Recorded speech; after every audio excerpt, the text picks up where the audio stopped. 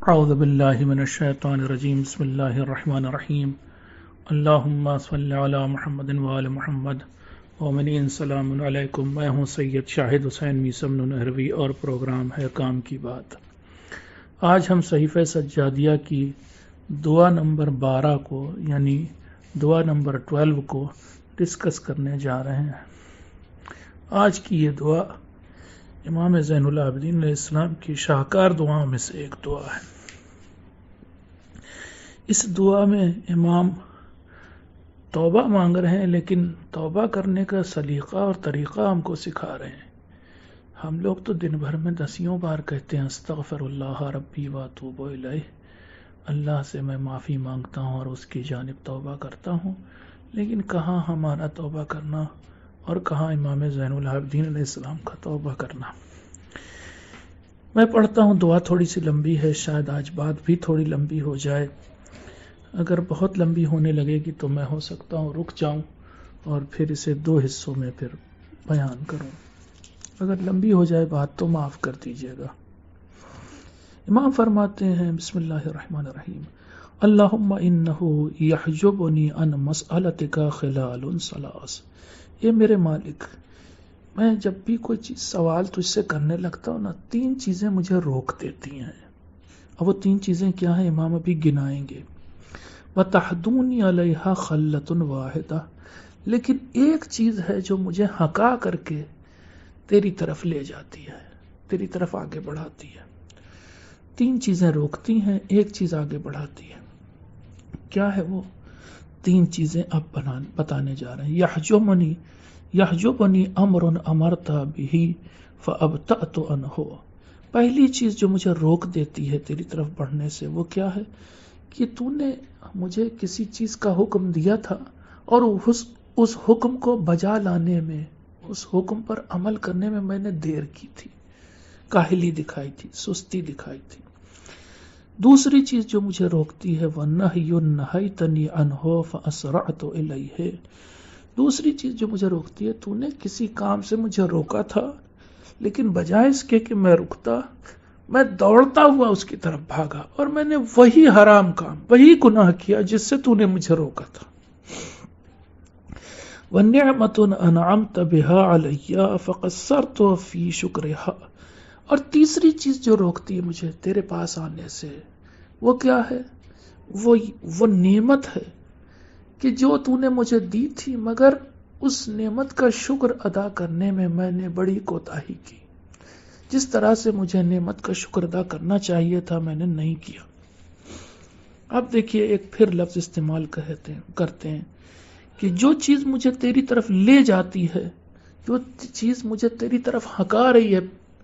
ابھی آپ کو سنائیں گے، یہاں پر مولا نے ایک لفظ استعمال کیا یحدونی، اور مجھے ہکاتی ہے تیری طرف. علی مسئلتک تفضلک علی من اقبل بوجہہ الیک. ایک چیز میں نے دیکھی ہے اور وہی چیز اس کی وجہ سے کوئی ہے کہ جو مجھے پیچھے سے ہکا رہا ہے. کیا دیکھا ہے میں نے کہ جب بھی کوئی تجھ سے مانگتا ہے نا تو تو اسے بہت عطا کرتا ہے.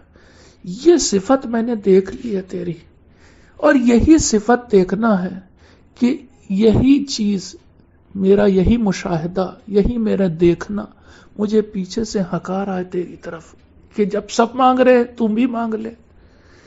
جب سب کو عطا کرتا ہے تو تجھے بھی دے دے گا. یہاں پر ایک لفظ استعمال کیا یحدونی. عربی میں ایک لفظ ہوتا ہے ہدا. ہدا کا مطلب ہوتا ہے اونٹ کو ہکانا. آج بھی عرب جو ہے نا اونٹوں کے لیے ایک آواز خاص طرح کی نکالتے ہیں، گانا ہوتا ہے ان کا، جس کی وجہ سے اونٹ اپنے آپ چل پڑتے ہیں.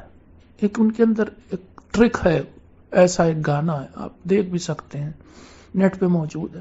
وہ اس کو گاتے ہیں تو اونٹ اپنے آپ خود بخود چل پڑتے ہیں ایک سمت میں. اور ان کے یہاں ہدا بولا جاتا ہے، ہمارے یہاں اردو والے ہودی خان بھی بولتے ہیں، ہکانے والے کو ہودی خان. علامہ اقبال کے شکوہ میں یہ لفظ آیا ہے، اور شکوہ میں کیا کہتے ہیں؟ بت صنم خانوں میں کہتے ہیں مسلمان گئے، ہے خوشی ان کو کہ کعبے سے نگہبان گئے، منزل دہر سے اونٹوں کے ہودی خان گئے، اپنی بغلوں میں دبائے ہوئے قرآن گئے، خندزن کفر ہے احساس تجھے ہے کہ نہیں، اپنی توحید کا کچھ پاس تجھے ہے کہ نہیں۔ تو اس شکوہ میں ہودی خان کا لفظ استعمال کرتے ہیں، وہ اونٹوں کے ہکانے والے لوگ ہوا کرتے تھے۔ یہاں پر امام اسی لفظ کا استعمال کر رہے ہیں، یحدونی، اور مجھے ہکا رہی ہے ایک چیز پیچھے سے، تیری طرف بڑھا رہی آگے، اور وہ کیا ہے؟ میں نے دیکھ رکھا ہے پہلے سے کہ تو مانگنے والوں پر بڑا کرم کرتا ہے، بس یہی چیز مجھے میرے اندر جرأت پیدا کر رہی ہے، ہمت پیدا کر رہی ہے کہ میں تجھ سے کچھ مانگ لوں۔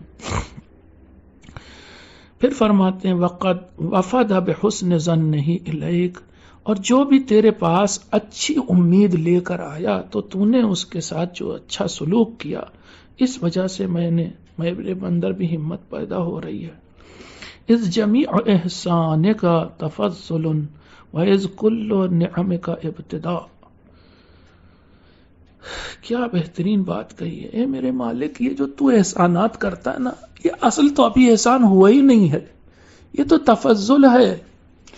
اب اگر قرآن کی طرف ریفر کریں اور وہاں سے فضل کا مطلب جانیں، جہاں پر پوچھا گیا ہے یسألونک ماذا ینفقون، یا ماذا،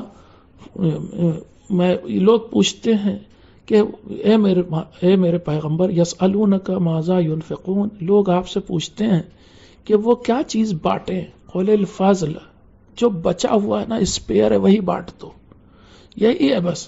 تو فضل کا مطلب وہاں سے کیا، جو بچا ہوا ہوتا ہے وہ اللہ جو ہمیں اس دنیا میں دے رہا ہے نا، وہ اصل احسان تو بھی ہوا ہی نہیں ہے، یہ تو ادھر ادھر سے، جیسے کوئی کٹورے میں آپ کوئی چیز ڈالیں اور جو ادھر ادھر سے ٹپکنے لگے، پورا لبریز ہو جائے، پھر ٹپکے، وہ جو ٹپک رہا ہے نا ادھر ادھر سے، تھوڑا بہت گر گیا، یہ اتنا احسان اس دنیا میں ہے، وہ تفضل ہے، وہ احسان کا بچا ہوا، جیسے کپڑے کی کترن ہے۔ ابھی ہم نے کیا دیکھا اس دنیا میں، جتنا کچھ اللہ کا احسان دیکھا، یہ تو کترن ہے، ابھی اصل کپڑا تو آیا ہی نہیں، ابھی تو قیامت کا دن آیا نہیں جب اس کی رحمت ہی رحمت ہوگی۔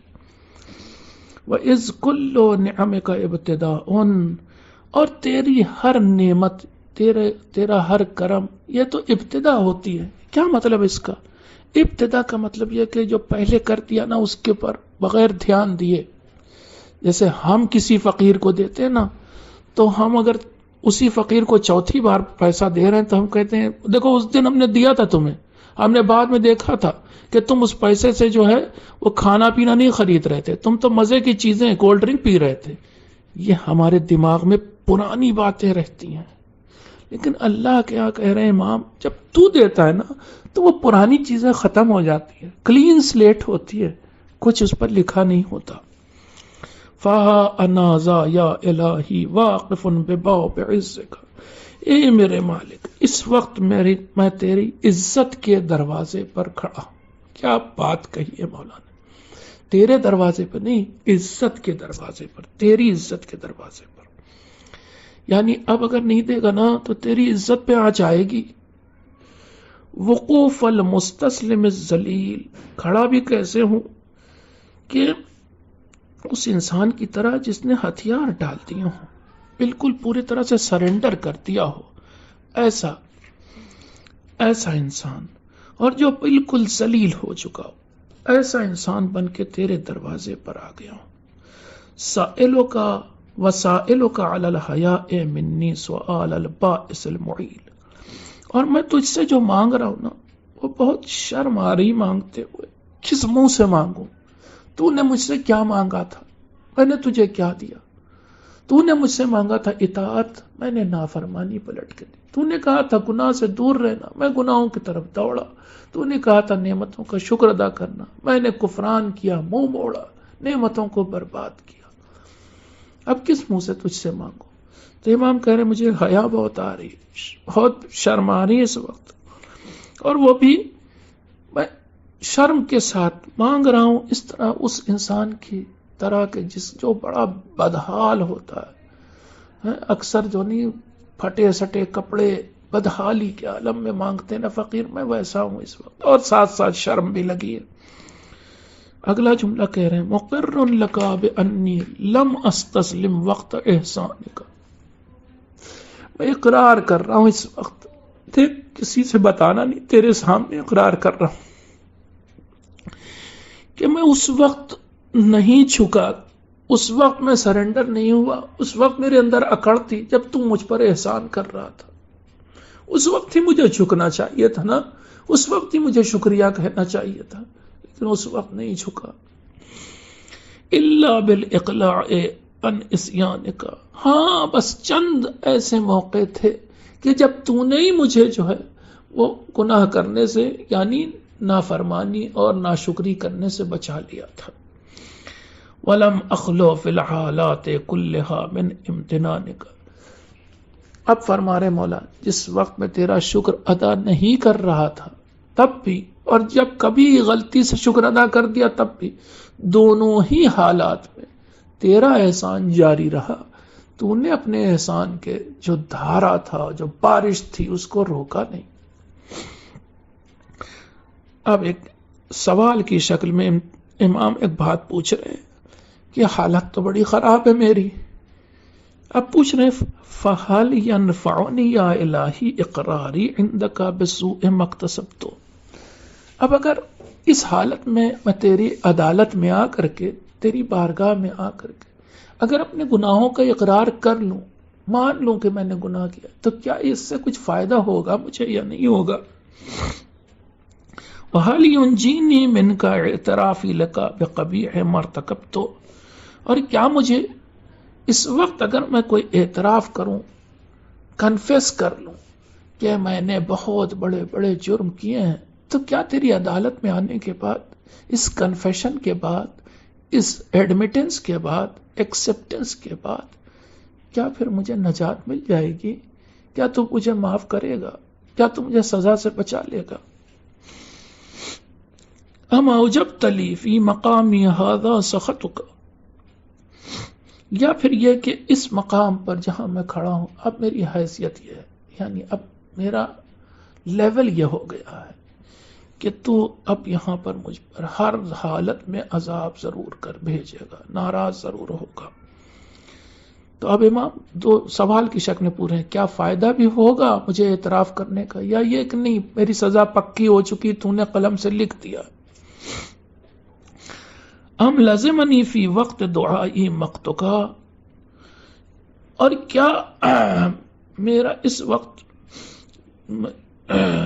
یا یہ کہ تو نے اس وقت میں دعا کر رہا ہوں اب تک سارا ورڈکٹ میرا لکھا جا چکا ہے، سارا فیصلہ ہو چکا ہے، اب کوئی فائدہ نہیں اقرار کرنے کا، اب کوئی فائدہ نہیں اعتراف کرنے کا، کیا ایسا ہو چکا ہے؟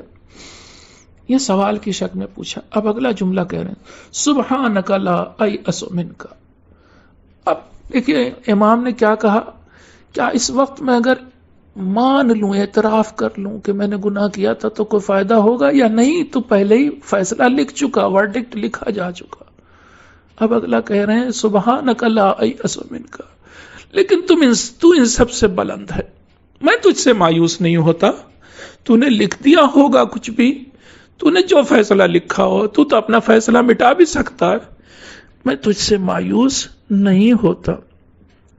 وَقَدْ فَتَحْتَ لِي بَابَ التَّوْبَةِ إِلَيْكَ، تو نے ابھی ایک راہ باقی رکھی ہے، اور وہ کیا ہے؟ میرے پاس ابھی بھی توبہ کا دروازہ کھلا ہوا ہے، ابھی بھی میری آخری سانس تھوڑی نہ ہے، آخری سانس کے وقت تب تو توبہ نہیں ایکسپٹ کرے گا، لیکن ابھی تو میری آخری سانس نہیں تھی، میں نے کہہ دیا توبہ، دیکھ میری آخری سانس نہیں تھی، میں کہہ سکا توبہ، تو جب کہہ دیا تو قبول کر لے۔ بل اقول مقال العبد الذلیل الظالم لنفسه المستخف بحرمت ربہ، میں تو اس وقت توبہ توبہ استغفر اللہ سب کچھ کہہ رہا ہوں، کس طرح سے کہہ رہا ہوں؟ اس غلام کی طرح جو ذلیل ہو، جس نے اپنے اوپر خود ہی ظلم کیا ہو، جس نے اپنے رب کا احترام نہ کیا ہو، یہ سب کہہ رہا ہوں، اعتراف کر رہا ہوں، مان رہا ہوں، اب تو مان لے، اب تو توبہ قبول کر لے۔ پھر اپنی حالت کو ہی بیان کر رہے ہیں امام اگلے جملے میں، پھر الذی عظمت ذنوبہ فجلت وادبرت ایامہ فولت، وہی میں بندہ ہوں جس کے گناہ اتنے زیادہ ہو گئے کہ بہت زیادہ بڑھ گئے، عظمت عظیم تو تھے ہی گناہ، فجلت پیخ پہ پہنچ گئے، وادبرت ایامہ فولت، اور اب تو اس کی زندگی کے دن بھی گزر چکے ہیں، اب تو بس چند دن یا چند سانسیں رہ گئی ہیں، میں نے اچھی خاصی اپنی عمر اپنی زندگی تو برباد کر دی، گناہوں میں جرم کی دنیا میں تھا، اب تو میری زندگی مجھ سے منہ موڑ کے چل چکی ہے، دوسری طرف جا رہی ہے، چل پڑی ہے دوسری طرف، حتی اذا رأى مدت العمل قد انقضت وغایت العمر قد انتہت، میں تو اب اس موقع پر اپنی زندگی کے پہنچ چکا ہوں کہ مجھے اب لگ رہا ہے کہ عمل کرنے کا موقع اب گزر چکا، اب وہ موقع نہیں کہ میں اچھے عمل کر سکوں، اب تو زندگی رہی کتنی گئی ہے، وغایت العمر قد انتہت، اور اب میری عمر کے آخری دن آ گئے ہیں، وَأَيْقَنَ أَنَّهُ لَا مَحِيصَ لَهُ مِنْكَ، ہاں مجھے یقین اس بات کا بھی ہے کہ میں تجھ سے بھاگ کر کہیں نہیں جا سکتا ہوں، میں وہ بندہ ہوں جو تجھ سے بھاگ کر کہیں جا نہیں سکتا، وَلَا مَحْرَبَ لَهُ عَنْكَ، اور تجھ سے فرار کی کوئی جگہ بھی نہیں ہے، کہاں جاؤں، ساری کائنات تو تیری ہے،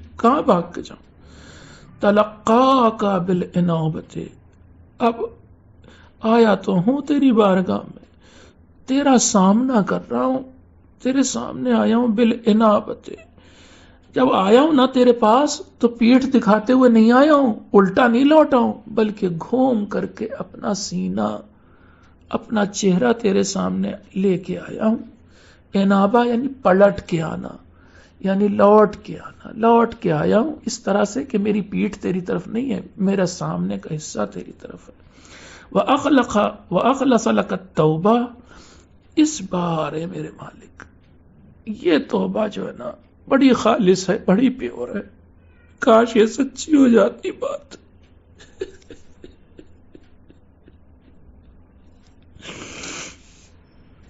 فقام الیک بقلب طاہر نقی، اب جو تیرے سامنے کھڑا ہوا ہوں نا تو اب دل میں کوئی کھوٹ نہیں ہے، ہر بار اس سے پہلے جب کھڑا ہوتا تھا نا توبہ کرنے تو یہ خیال ہوتا تھا کہ پھر سے گناہ کر لوں گا، کوئی بات نہیں ہے، اس بار پاک دل لایا ہوں میرے مالک، ثم دعاک بصوت حائل خفی، پھر تجھے پکار رہا ہوں ایسی آواز سے، کون سی آواز، وہ آواز کی جو لرز رہی ہے اور آہستہ آہستہ ہے، کیسے زور سے بولوں تیرے سامنے، حیثیت ہی نہیں رہ گئی، شرم آ رہی ہے، گناہگار ہوں، کس منہ سے بولوں، تو میری آواز لرز رہی ہے اور آواز بہت دھیمی ہے، بڑی آہستہ ہے، قد تأتأ لکا فنحنا، میں تیرے سامنے میں وہی بندہ ہوں نا جو تیرے سامنے جھکا تو بالکل گر ہی پڑا، سمجھ لو دوہرا ہو گیا، وَنَكَّسَ رَأْسَهُ فَانْسَنَا، اور جس نے تیرے سامنے سر جھکایا تو جھکایا نہیں، سر نہیں جھکایا، وہ تو رکوع میں جھک گیا، وہ تو سجدے میں گر گیا، میں وہی بندہ ہوں، میں وہی غلام ہوں، پرانے زمانے میں سلیوری ہوتی تھی، غلام اپنے آقا کے سامنے جھکتا تھا، لیکن وہ کسی حد تک جھکتا ہوگا نہیں معلوم مجھے، اس زمانے میں کتنا جھکا جاتا تھا، اے میرے مالک ہم اتنا تیرے سامنے جھکے ہیں کہ سر رکھ دیتے ہیں، پیشانی رکھ دیتے ہیں، اور وہ بھی شرم کے ساتھ، حیا کے ساتھ، اقرار کرتے ہوئے کہ ہم سے جرم ہوا، قد ارعشت خشیتہ رجلیہ، اس وقت میرے اندر اتنا خوف ہے، اتنا ڈر ہے تو کہ میری ٹانگیں کانپ رہی ہیں میرے مالک، میں لڑکھڑا رہا ہوں، میری ٹانگیں لرز رہی، کانپ رہی ہیں، وغرقت دموعہ خدیہ، اس وقت میرے آنسو اے میرے مالک انہوں نے میرے گالوں کو، رخساروں کو تر کر دیا ہے، یدعوک یا ارحم الراحمین، تجھے پکار رہا ہوں کیا کہہ کے سنے گا، اے سب سے زیادہ رحم کرنے والے، یہ کہہ کے پکار رہا ہوں، وَيَا أَرْحَمَ مَنِ انْتَابَهُ الْمُسْتَرْحِمُونَ، اور اے وہ سب سے اس سب سے زیادہ رحم کرنے والے اس شخص پر کہ یا ان لوگوں پر جو تیری طرف پلٹتے ہیں رحم کے لیے. جو لوگ تیری طرف پلٹتے ہیں رحم کی خاطر، رحم مانگتے ہوئے، ان کی طرف تو رحم کی نگاہ سے دیکھتا بھی ہے، سب سے زیادہ رحم کی نگاہ سے دیکھتا ہے. وَيَا أَعْطَفَ مَنْ أَطَافَ بِهِ الْمُسْتَغْفِرُونَ، اے میرے مالک، معافی مانگنے والے جس کے چاروں طرف چکر کاٹتے ہیں وہ تو ہے، جس کے سامنے گڑ گڑاتے ہیں وہ تو ہے. یا من عفوہ اکثر من نقمتہ، اے میرے مالک جس کی معافی اس کی سزا سے بہت زیادہ ہے. تو دیتا ہے سزا، جھوٹ نہیں ہے. تو نے قرآن میں کہا ہے کہ تو سزا دے گا، تو میں کیسے انکار کروں؟ لیکن اتنا جانتا ہوں کہ تیری معافی تیری سزا سے بڑی ہے. یا من رضا ہو اوفر من سخطہ، اور جس کا راضی ہونا زیادہ موقع پر وہ راضی رہتا ہے، کبھی کبھی غصہ کرتا ہے. غصہ میں کہہ رہا ہوں سخط یعنی غضب کبھی کبھی کرتا ہے. زیادہ تر موقع پر ہم سے راضی رہتا ہے، خوش رہتا ہے، اپنے بندوں سے کہتا ہے جاؤ، اچھا کوئی گناہ بھی کیا تب بھی تمہیں معاف کیا، تب بھی تم سے ہم خوش ہیں، راضی ہیں. یا من تحمد الى خلقه بحسن التجاوز ویا من عود عباده قبول الانابت، اے میرے مالک جس نے اپنے بندوں پر، اپنی خلق پر احسان کیا، کیا کرتے ہوئے؟ ان کو معاف کرتے ہوئے احسان کیا. ایک احسان ہوتا ہے کوئی نعمت دینا، ایک احسان ہوتا ہے معاف کر دینا، یہ بھی تو احسان ہی ہے. تو نے احسان کیا ہے اپنے بندوں پر معاف کر کے انہیں. اگلا جملہ تو زبردست ہے، میں نے تو کبھی سوچا بھی نہیں تھا ایسے بھی دعا مانگی جا سکتی، یا اللہ کو ایسے بھی پکارا جا سکتا. امام زین العابدین علیہ السلام فرماتے ہیں یا من عود عبادہ قبول الانابہ، اے میرے مالک تو نے تو اپنے بندوں کی عادت ڈال دی ہے. کس بات کی عادت ڈال دی؟ کہ وہ توبہ کریں اور ان کی توبہ قبول ہو جائے. اتنی بار تو نے معاف کیا انہیں، اتنی بار ان کی توبہ قبول کی کہ اب وہ عادی ہو گئے توبہ کرنے کے. اپنے لفظوں میں کہوں، اب توبہ کو بھی وہ لوگ سیریس نہیں لیتے، سنجیدہ نہیں لیتے، کیونکہ تو نے تو عادت ڈالی، تو فوراً ہی تو توبہ قبول کر لیتا ہے، تو فوراً ہی تو راضی ہو جاتا ہے. تیرے ہی بارے میں تو امیر المومنین نے کہا یا سریع الرضا، تو جو فوراً راضی ہو جاتا ہے. تو نے عادت ڈال دی اپنے بندوں کی، کس بات کی؟ کہ تو ان کی توبہ کو قبول کر لیتا ہے. یا من استصلح فاسدہم بالتوبہ، اللہ اکبر، کیا جملہ کہا مولا نے. فرماتے ہیں تو اپنے بندوں میں جو بندے فساد پھیلاتے ہیں یا جو بندے گناہ گار ہیں، مجرم ہیں، ان کو جو ٹھیک کرتا ہے نا، سزا دیتا ہے. پتہ ہے کیا سزا دیتا ہے؟ تو سزا دیتا ہے توبہ. تو سزا یہ نہیں دیتا کہ ان کے اوپر عذاب نازل کرے، بلکہ تو سزا انہیں دیتا ہے کہ توبہ، ان کی توبہ کو قبول کر لیتا ہے. یہی ان کی سزا ہوتی ہے. یا تو ان کی طرف رحم کی نگاہ ڈالتا ہے، یہی ان کی سزا ہو جاتی. یعنی تیری ایسے کہوں تیری سزا اور جزا سب برابر. یعنی تو ہمیشہ رحم ہی کرتا ہے، احسان ہی کرتا ہے، لطف ہی کرتا ہے، کرم ہی کرتا ہے، فضل ہی کرتا ہے. یا من رضی من فعلہم بالیسیر، اے میرے مالک تو اپنے بندوں سے ذرا سا اعمال، ان کے چھوٹے ٹوٹے پھوٹے اعمال لے کے بھی خوش ہو جاتا، راضی ہو جاتا. ہم سے کون سی نماز تو نے لے لی، یا ہمارا کون سا روزہ ایکسپٹ کرے گا اگر کرے گا؟ یہی ٹوٹے پھوٹے روزے، یہی ٹوٹی پھوٹی نمازیں. جب میں ٹوٹا پھوٹا کہتا ہوں نا تو میرے ذہن میں کیا آتا ہے معلوم ہے؟ وہ مٹی کے جو برتن ہیں نا ٹوٹ جاتے ہیں، ٹوٹے پھوٹے، ان میں وہ شیشہ کے جس میں کوئی بال پڑا ہو. ایسے اعمال ہمارے، کون سا عمل اچھا؟ پھر وہ راضی ہو جاتا ہے، لے لیتا ہے اس عمل کو بھی. یا من کافا قلیلہم بالکثیر، اور پھر چھوٹے سے عمل کو لے کر کے کثیر دینے کو، بہت زیادہ دینے کو تیار ہو جاتا ہے۔ کہاں یہ 2 رکعت نماز، اور کہاں کہتا کہ تم کو ہم مسلین میں شامل کر دیں گے، نماز پڑھنے والوں میں لکھ دیں گے تمہیں۔ تو ہمیں دیتا ہے جو پلٹ کر کے جو دیتا ہے، ہم آج تک تو ہم اپنی ان دل کی دھڑکنوں کا شکریہ نہیں ادا کر سکے، اور پھر وہ دیے جا رہا ہے، دیے جا رہا ہے۔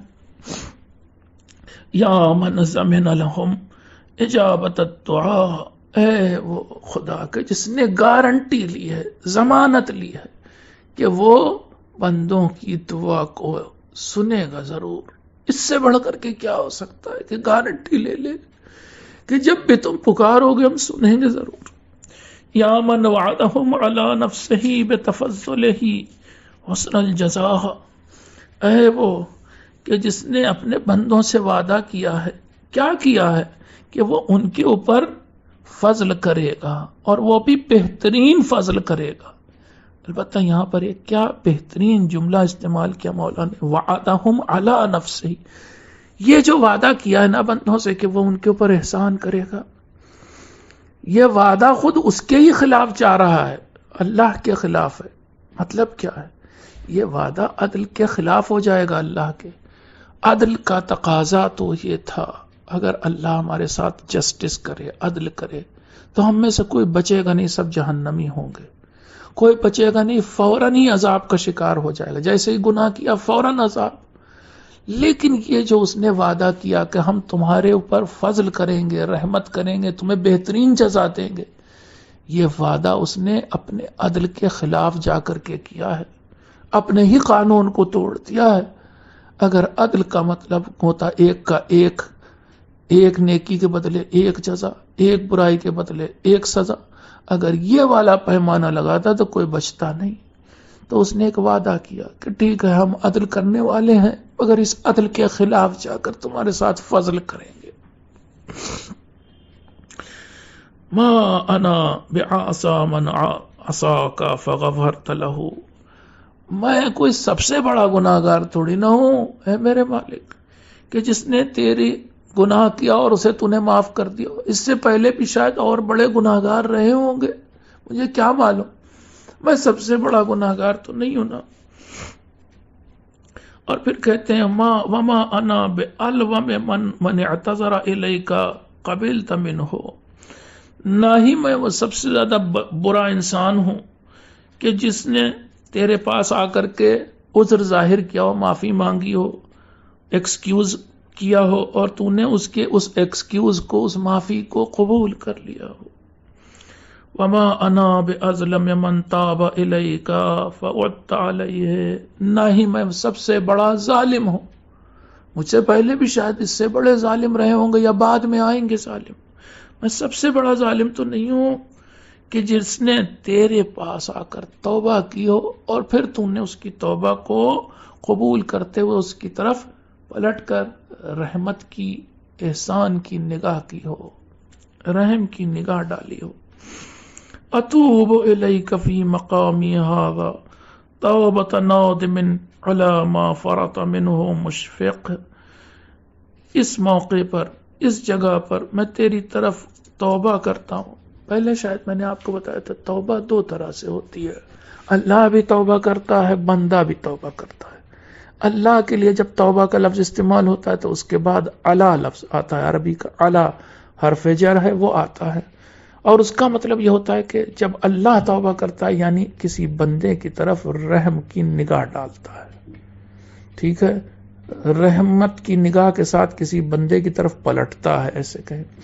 اور جب ہم اس کے بارگاہ میں توبہ کرتے ہیں تو وہاں پر توبہ کے ساتھ الہ کا لفظ آتا ہے، الہ، یہ بھی حرف جر ہے عربی میں۔ تو ہمارا توبہ کرنا اور اس کے ساتھ الہ کا آنا یعنی ہم اللہ کی طرف بڑی حسرت کی نگاہ، بڑی امید کی نگاہ سے دیکھیں، یہ توبہ کہلاتا ہے۔ تو یہاں فرما رہے مولا اتوب الیک فی مقامی ھذا، میں اس موقع پر، اس مقام پر تیری طرف بڑی امید بھری نگاہوں سے دیکھ رہا ہوں، مجھے بڑا تجھ پر یقین ہے، بڑا بھروسہ ہے، ٹوٹنے نہ دینا۔ ھذا توبۃ نادم علی ما فرط منہ، میں اس شخص کی طرح توبہ کر رہا ہوں کہ جس سے غلطی ہو گئی ہو اور وہ نادم ہو اس غلطی پر، مشفق مما اجتمع علیہ، اور جو اس چیز کے پاس سے جو اس نے جمع ہوئی ہو، اس کے یعنی جو برائیاں اس نے جمع کی ہوں اس کو بڑی لائٹلی اسے لے لیا ہو، اسے سوچا ہو کہ یہ تو ہم نے کوئی گناہ کیا نہیں، تو اب میں اس کے پاس سے جلدی سے گزر رہا ہوں، یعنی اب میں اپنے گناہوں کو غور سے نہیں دیکھ رہا ہوں۔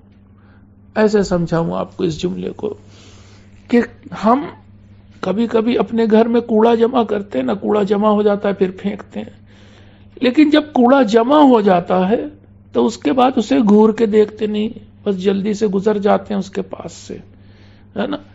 یہ جو ہے ہمارے اعمال سمجھ لیے وہ کوڑے کی طرح ہے کہ جو ہم نے جمع کیا ہے، اور اب میں توبہ تو کر رہا ہوں، اس طرح سے کر رہا ہوں اللہ کی بارگاہ میں، لوٹ تو رہا ہوں لیکن اس طرح سے کہ اپنے گناہوں کی طرف سے بس سرسری نگاہ ڈال کے گزرا جا رہا ہوں، ٹھہر نہیں رہا ہوں وہاں پر۔ خالص الحیاء مما وقع فیہ، اور اس وقت کیا بات کہی مولانا، اس وقت جو میری شرم ہے نا، میں شرم بھی میری پیور ہے، مجھے جو تجھ سے شرم آ رہی ہے اس میں بے شرمی ملی ہوئی نہیں ہے، شرم سچ میں آ رہی ہے۔ عالم بأن العفو عن الذنب العظیم لا يتعاظمک، مجھے اس بات کی یقین ہے، میں جانتا ہوں یہ کہ جو میرے گناہ بڑے بڑے ہیں ان کو بھی معاف کرنا تیرے لیے کوئی مشکل کام نہیں ہوگا۔ وَأَنَّ التَّجَاوُزَ عَنِ الْإِثْمِ الْجَلِيلِ لَا يَسْتَصْعِبُكَ، اور جو میرے بڑے بڑے جرم ہیں ان کو بھی، گناہ عربی میں اصل میں معصیت ایک لفظ آتا ہے گناہ کے لیے، ایک ذنب آتا ہے، ایک اسم آتا ہے، ان سب کے لیے ہم اردو میں مجبوراً گناہ ہی کہتے ہیں۔ بہرحال میرے جو بڑے بڑے گناہ ہیں نا اس کو معاف کرنا تیرے لیے مشکل نہیں ہے، اس بات کا مجھے یقین ہے۔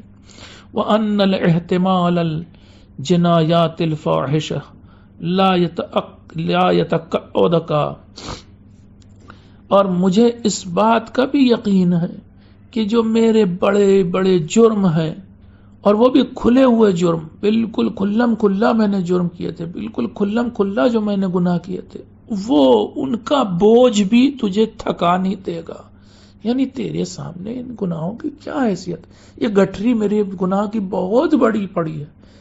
فارسی میں کہتے ہیں خروارہ، یعنی وہ جو بیل گاڑی پر بڑا سا بھوسے کا ڈھیر لاد کے چلتے ہیں کسان، ان کو ایک خروار بولا جاتا ہے۔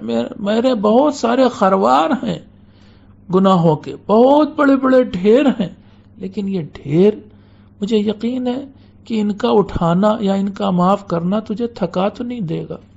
وَأَنَّ أَحَبَّ عِبَادِكَ إِلَيْكَ مَن تَرَكَ الِاسْتِكْبَارَ عَلَيْكَ، اور میں جانتا ہوں کہ تیرے نزدیک سب سے پسندیدہ بندہ وہ ہوتا ہے جس میں تین باتیں ہوں۔ پہلی چیز جو اکڑ نہ دکھاتا ہو، گناہ کر لیا تو اب اکڑ نہ دکھاؤ، اب سر جھکا لو، غلطی مان لو۔ وَجَانَبَ الْإِصْرَارَ، اور وہ بندہ جس میں دوسری صفت کیا ہے کہ جو اب گناہ پر جمع نہ رہے، اب دوبارہ گناہ نہ کرے۔ گناہ پہلی صفت کیا، گناہ کر لیا تو اب سر جھکا لو، غلطی مان لو۔ دوسری صفت کیا کہ اس گناہ کو اب دہراؤ نہیں، اور تیسری صفت کیا، وَلَزِمَ الْإِسْتِغْفَارَ، اور جو استغفار سے بالکل چپٹ گیا ہو، یعنی ہر وقت معافی مانگ رہا ہو۔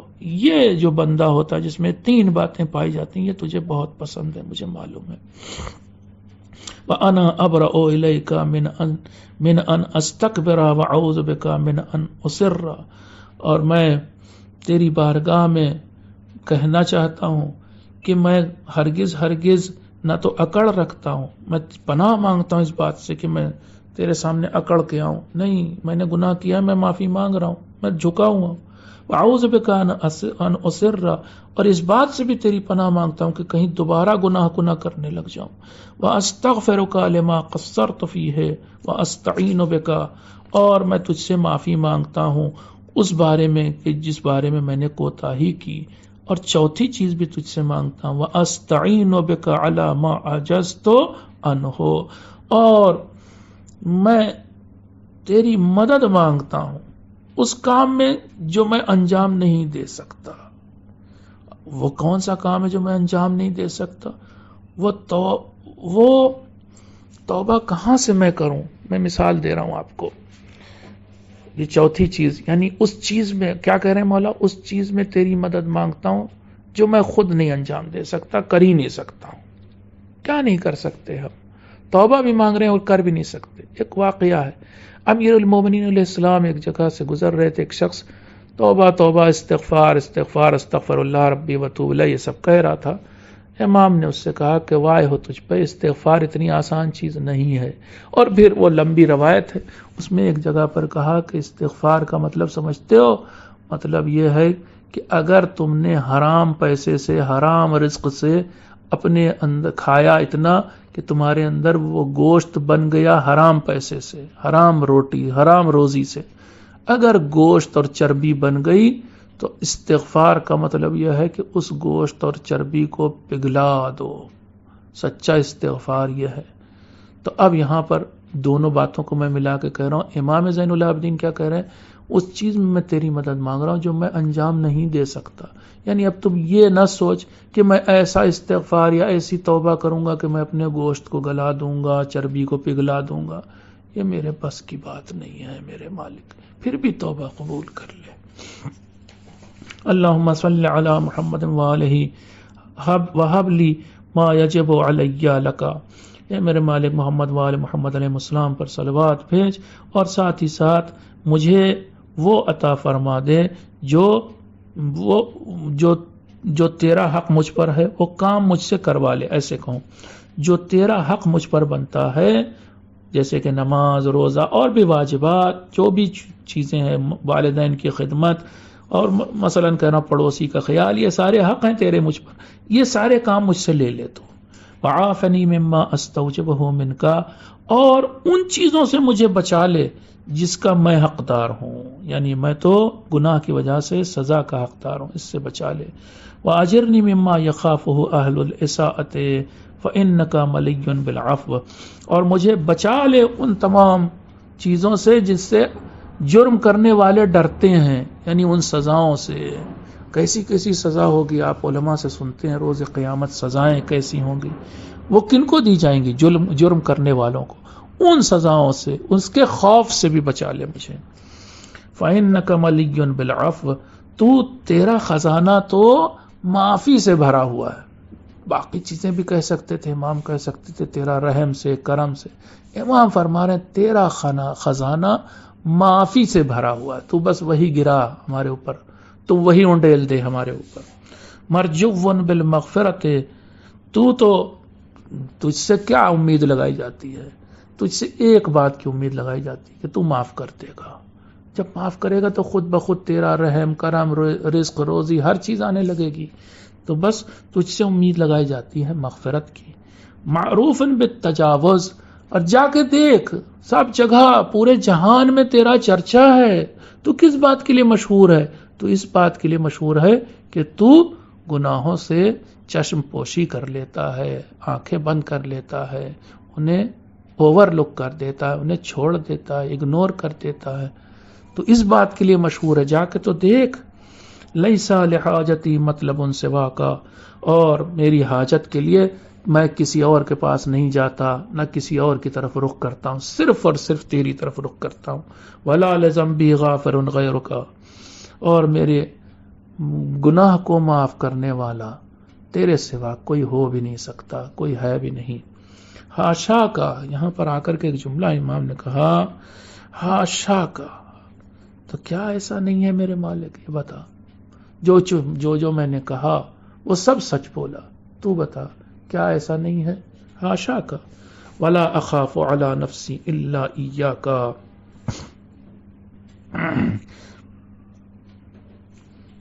ولا اخاف علی نفسی الا ایاک، میں اپنے اوپر کسی سے نہیں ڈرتا ہوں سوائے تیرے غضب کے، سوائے تیرے عذاب کے. انک اہل التقوی واہل المغفرہ، اور تو ہے بھی اس لائق کہ تجھ سے ڈرا جائے، اور تو ہے کیا؟ مغفرت بانٹنے والا۔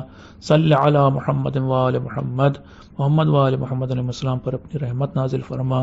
وقد حاجتی، اور میری حاجت برلا، ونجح طلبتی، اور میری طلب کو پورا کر دے، وغفر ذنبی، اور میرے گناہ کو معاف کر دے، وآمن خوفی، جس بات سے میں بہت خوف زدہ ہوں، یعنی قیامت کی وہ جھلسا دینے والی آگ، اس سے مجھے جو ہے امان دے دے، اس خوف سے مجھے بچا لے، امان دے۔ انک علی کل شیء قدیر، بے شک تو ہر چیز پر قادر ہے، وذالک علیک یسیر، اور یہ ساری چیزیں تیرے اوپر بڑی آسان ہیں۔ آمین یا رب العالمین۔ اے میرے مالک ہماری اس دعا کو قبول فرما لے۔ والسلام علیکم ورحمۃ اللہ وبرکاتہ۔